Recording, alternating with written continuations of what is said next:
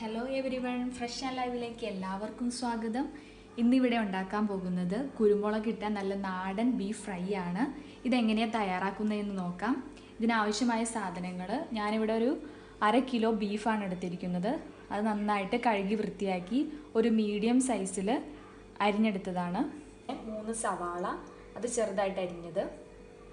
പിന്നെ ഒരു 10 ചുവന്നുള്ളി എടുത്തിട്ടുണ്ട്.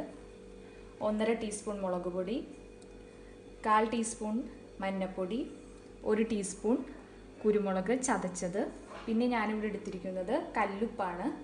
പിന്നെ 1 ടീസ്പൂൺ ഗരം മസാല, 1.5 ടീസ്പൂൺ മല്ലിപ്പൊടി, ഒരിതൾ തക്കോലം, ഗ്രാമ്പു, കറുകപ്പട്ട, പിന്നെ ആവശ്യത്തിന് എണ്ണ, 1 കുടം വെളുത്തുള്ളി, പിന്നെ കുറച്ച് ഇഞ്ചിയും കൂടി ചതച്ചത്, പിന്നെ 2 പച്ചമുളക്, പിന്നെ ഒരു ചെറിയ സൈസ് തക്കാളി, ആവശ്യത്തിന് കറിവേപ്പില. ഇനി ഈ ബീഫ് ഫ്രൈ എങ്ങനെ തയ്യാറാക്കുന്നതെന്ന് നോക്കാം. അതിന് ഞാൻ എടുത്തിരിക്കുന്നത് മൺചട്ടിയാണ്. മൺചട്ടിയിൽ എടുക്കുകയാണെങ്കിൽ കുറച്ചുകൂടെ ടേസ്റ്റ് ഉണ്ടാവും, അതിനു വേണ്ടിയാണ് മൺചട്ടി എടുത്തിരിക്കുന്നത്. ഇനി ഇതിനകത്തേക്ക് കുറച്ച് എണ്ണ ഒഴിച്ചു കൊടുക്കാം. എണ്ണ നന്നായിട്ട് ചൂടായി വരണ്ട്. അതിലേക്ക് നമുക്ക് ബീഫ് ആഡ് ചെയ്ത് കൊടുക്കാം.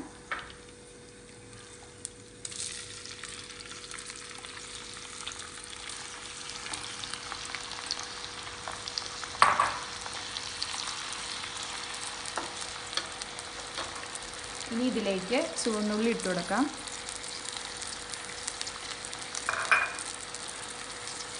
പിന്നെ 1 ടീസ്പൂൺ ഇഞ്ചി വെളുത്തുള്ളിയും ചതച്ചത് ഇട്ട് കൊടുക്കാം.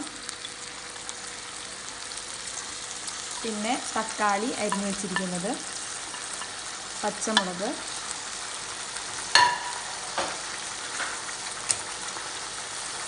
പിന്നെ 1.5 ടീസ്പൂൺ മുളക് പൊടി,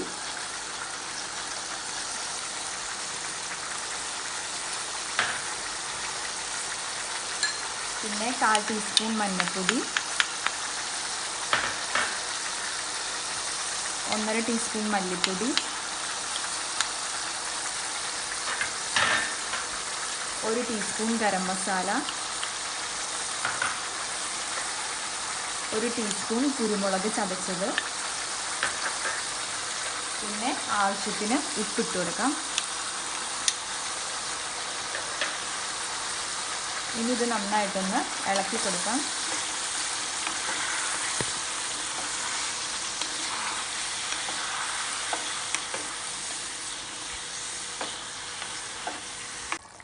ബീഫിൻ്റെ വെള്ളം നന്നായിട്ട് ഇറങ്ങിയിട്ടുണ്ട്.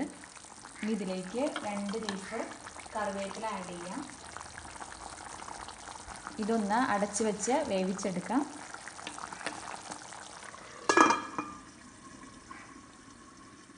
ഇനി നമുക്കിതൊന്ന് തുറന്നു നോക്കാം. നമ്മുടെ ബീഫ് ഇവിടെ നന്നായിട്ട് വെന്തിട്ടുണ്ട്. ഇനി നമുക്ക് വേറൊരു ചട്ടി വെച്ച് അതിൽ സവാളയൊക്കെ വഴറ്റിയെടുക്കാം.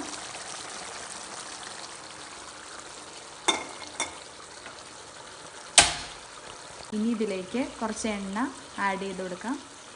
ഗ്രാമ്പും തക്കോലവും കറുവപ്പട്ടയും കൂടി ഇട്ട് കൊടുക്കാം.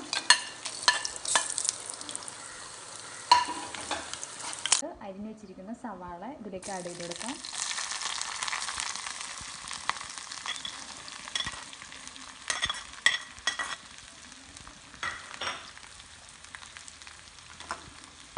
ഇത് നന്നായിട്ടൊന്ന് മിക്സ് ചെയ്യാം. നമ്മുടെ സവാള ഒരു ബ്രൗൺ ഷെയ്ഡ് ആയിട്ടുണ്ട്. ഇനി ഇതിലേക്ക് നമുക്ക് ഇഞ്ചി വെളുത്തുള്ളി പേസ്റ്റ് കൂടി ആഡ് ചെയ്ത് കൊടുക്കാം.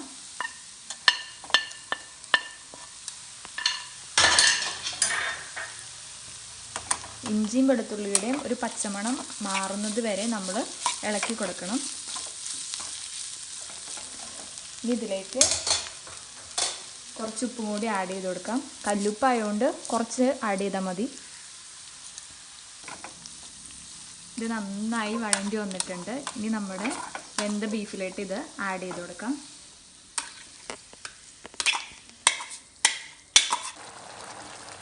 ഇനി നമ്മുടെ ബീഫിലേക്ക് കറിവേപ്പിലയും കൂടെ ബാലൻസ് ഇരിക്കണ ആഡ് ചെയ്ത് കൊടുക്കാം.